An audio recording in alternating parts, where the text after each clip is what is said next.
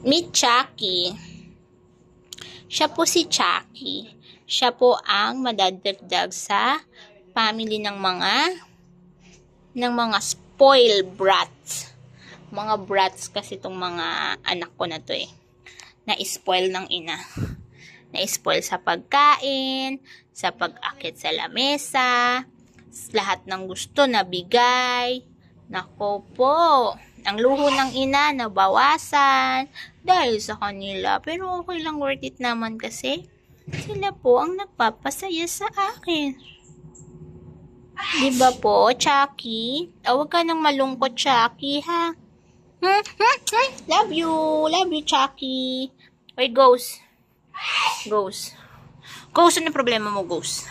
Ito po si Ghost. Sabi ng kapatid ko, ipa-adapt ko na, pero hindi ko siya ipapa-adapt. Akin lang siya.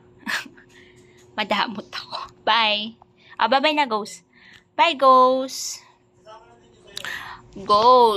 May nag-chat.